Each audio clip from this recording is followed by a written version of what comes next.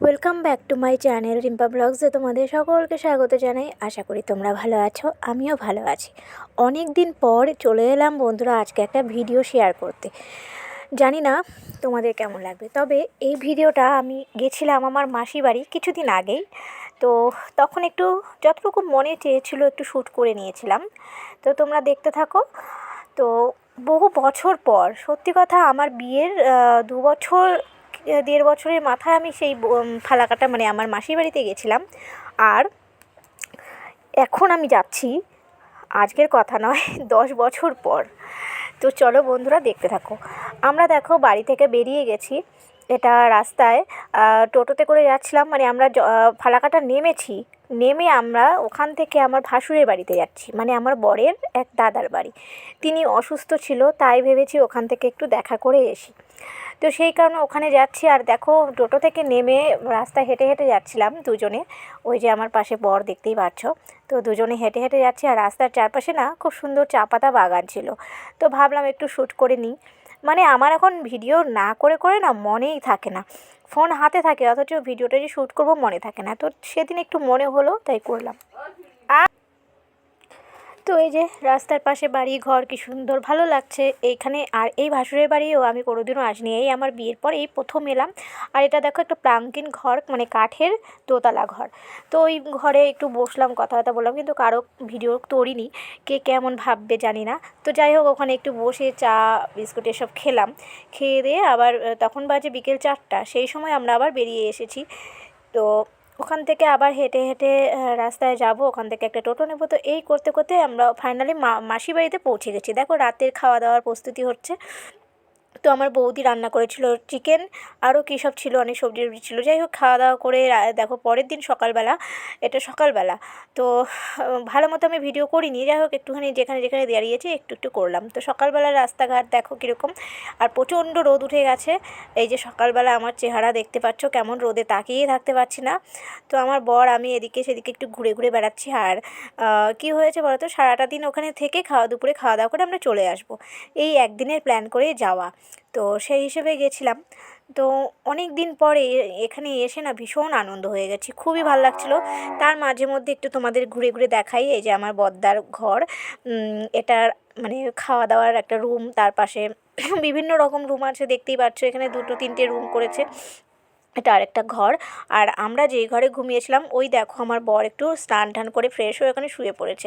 আমিও স্নান করে নিয়েছি, সকাল সকাল ঘুম থেকে উঠেই। বাড়িতেও যেমন একটু স্নান টান করে নিই, এরকম স্নান টান করে নিয়েছি। আর এখানে ছোটো বৌদি আমাদের নিমন্ত্রণ করেছে, মানে এই বড় বৌদির ঘর, এটার বড় বৌদির রান্নাঘর। তো এখানে আমরা রাতে খেয়েছিলাম। আর ছোটো বৌদির বাড়িতে, মানে পাশে একসাথেই বাড়ি, সেখানে নিমন্ত্রণ করেছে। এটা হচ্ছে ছোটো বৌদির। তো এই ছোটদার বাড়ি, এখানে আমাদের খাওয়া দাওয়ার কথা বলেছে দুপুরবেলায়। তো তাই ভাবছি এখানে এসেছি একটু ঘুরে ঘুরে দেখাই।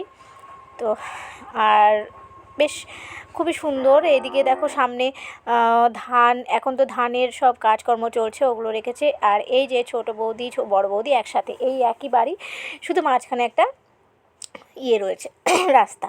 তো ছোট একটা গলির মতো, সেই গলি দিয়ে দুপাশের দুটো বাড়ি করেছে। এই যে দেখো গলিটা দেখতেই পাচ্ছ, এদিক দিয়ে ঢুকতে চাচ্ছিলাম। তো চলো এদিক দিয়ে দেখায়, আবার ভাবলাম যে না এই পাশ দিয়ে গিয়ে তোমাদের দেখাই দিচ্ছি। এই পাশেরটা হচ্ছে টিনের গেট, ওটা বড় বৌদিদের এই পাশ দিয়ে গেট দিয়েছিল। আর এখানে ছোট বৌদিদের বাড়ি, মানে ছোদ্দা এবং বদ্দার বাড়ি। তো চলো ওদিকে যাই। আর ওই যে দেখো আমার বর আবার পেছনের বাগান টাগান থেকে ঘুরে এলো। পেছনে না খুব সুন্দর মানে ফলের গাছ আছে, কাঁঠাল, আম, লিচু, লটকা এসব।